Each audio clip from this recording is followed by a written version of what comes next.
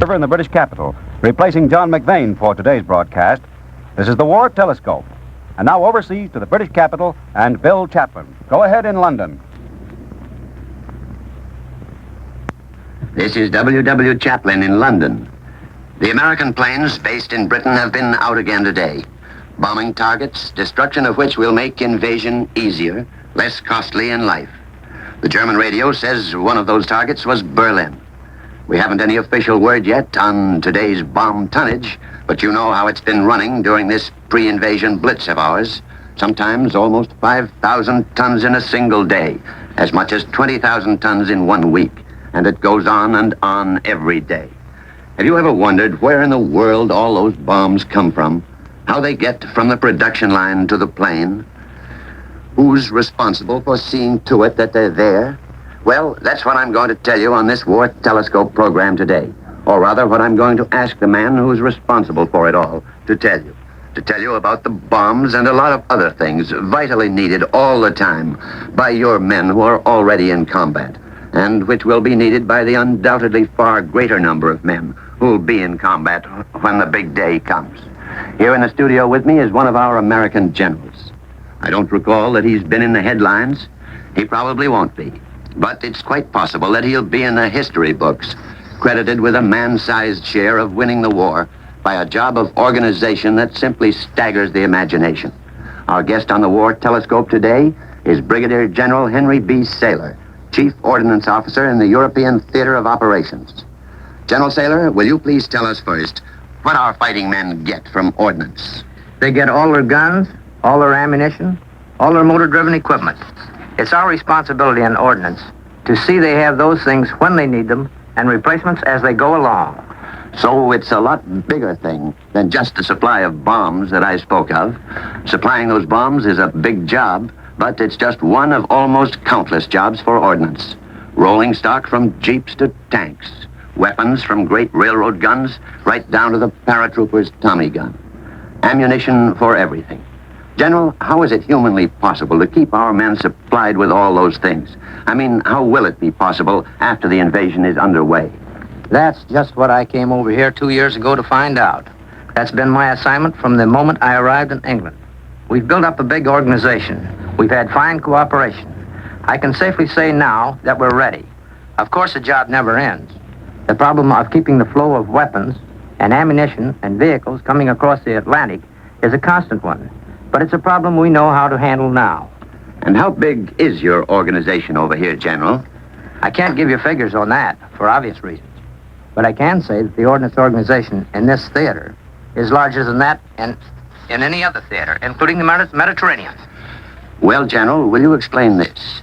Of course, we know that, by and large, our men have the best equipment in the world. And, of course, they'll go into action from here fully equipped. But equipment does use itself up, especially ammunition. How do we know that our men are going to find reserves, replenishment of material on hand when they need it? It's a business of ordnance to see they have it. Ordnance teams go right in along with the landing parties. Reserve equipment starts right in along with the combat troops and keeps right on coming in after them. And that, of course, means boats. Does ordnance control motor transport at sea as well as on land? No, that's a Navy job. We deliver equipment to one beach and pick it up on the other side. Getting it across water is Navy. That's one of the things I had in mind when I spoke of cooperation. The whole plan is worked out as one plan as to how much space goes to ordnance in comparison to space for men and other materials. Then the Navy furnishes that space in the ratio required. Yes, but suppose something like this should happen. Suppose after the landing has been effected, the men are on shore, the fighting has begun, then suppose a storm comes up that might delay transport across the channel. Is there any chance that those landing parties might use up all their ammunition before reserve supplies could be delivered? That would put them at the mercy of the enemy. No, I don't believe that could happen. That's been guarded against. You remember I told you of ordnance teams going in right along or right after the combat ways. Well, they take enough material right with them to keep the fighting men supplied through any conceivable lag thereafter. It's been very carefully worked out, and you can be sure that when conditions call for firing on the enemy, all our men will have the proper weapon at the proper moment and plenty of the proper ammunition to use in it. Well, that certainly is good news, General. Now, how about the heavy stuff?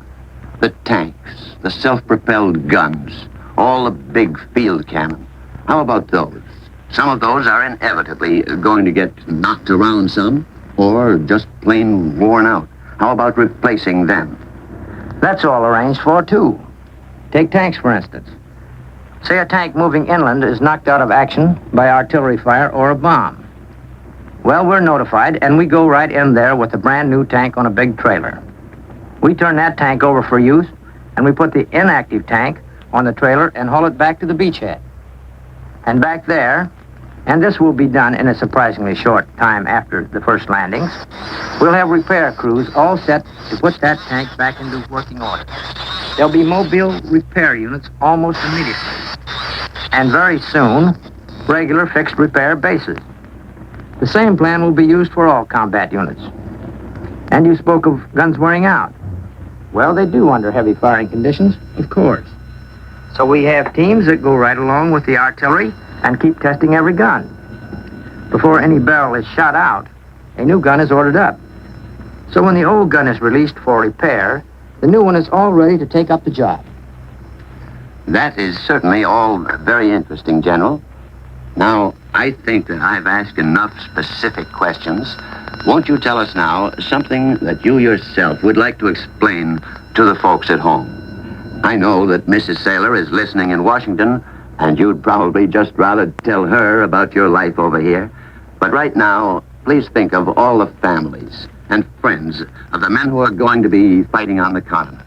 And tell those folks something of the way your branch of the service is going to help those men. Perhaps something of the way you feel about your job, about this terrific responsibility you have as Chief Ordnance Officer for the European Theater of Operations. You take the microphone, General, and tell them how it looks to you.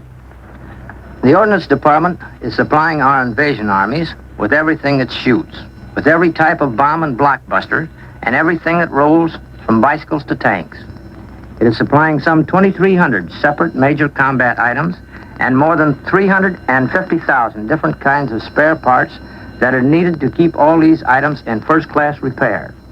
The job of storing all this, of knowing where each item is, and of being ready to furnish battle equipment and replacement parts is a gigantic, never-ending responsibility.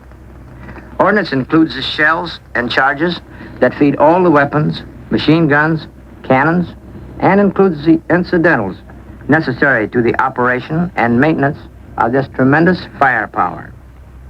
Ordnance also includes the powder charges, the fuses, the tools, the lubricants, and the optical and control instruments.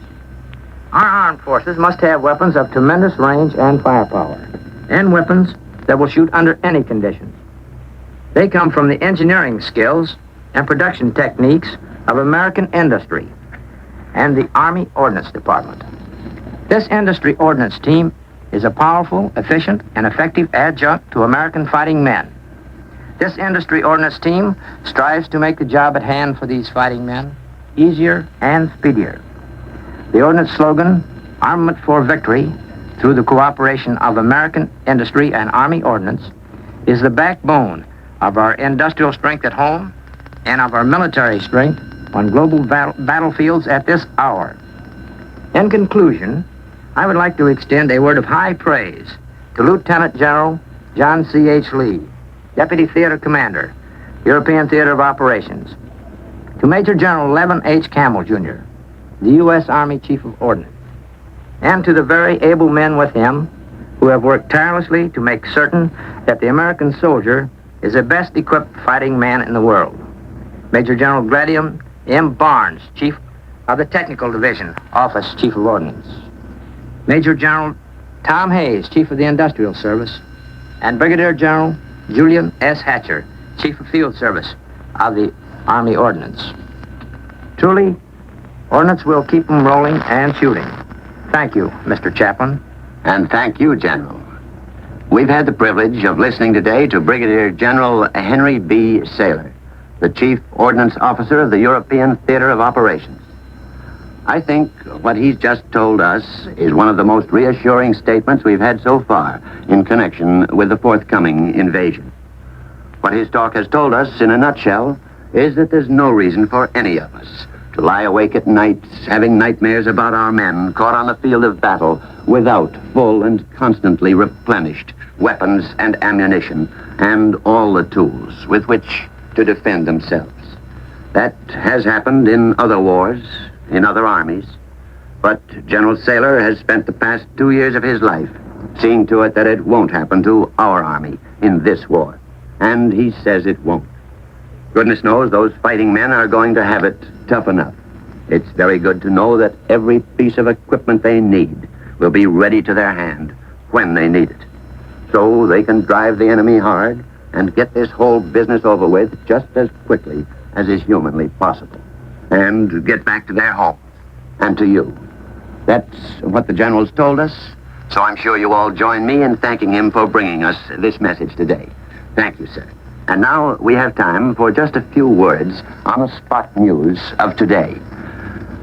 And the spot news today, like most days lately, deals very largely with the invasion.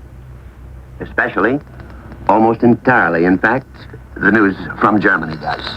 You remember that about a week ago, they were guessing the invasion would begin this month. Well, they haven't canceled that guess yet, and tomorrow's the last day there is in this month. And right today, German garrisons in the Jutland area of Denmark, they were issued standby orders for our invasion.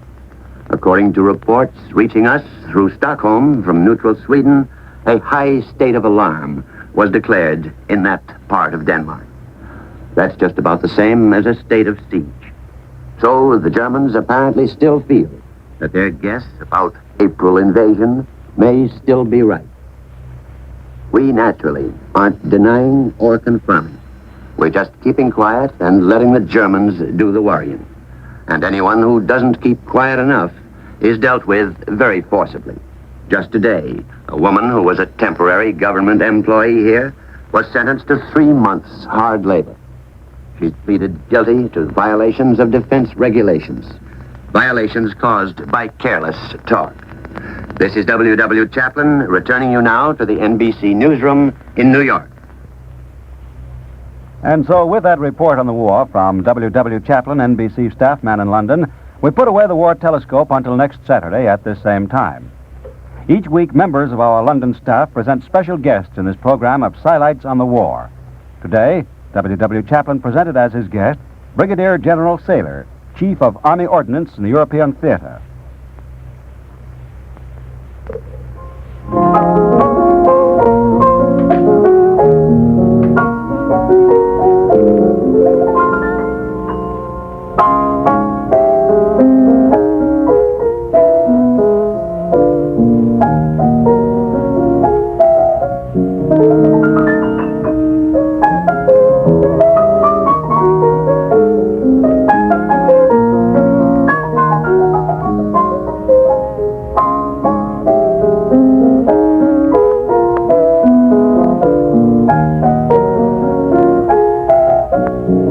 Telescope was a presentation of the NBC News and Special Events Department. This is the National Broadcasting Company.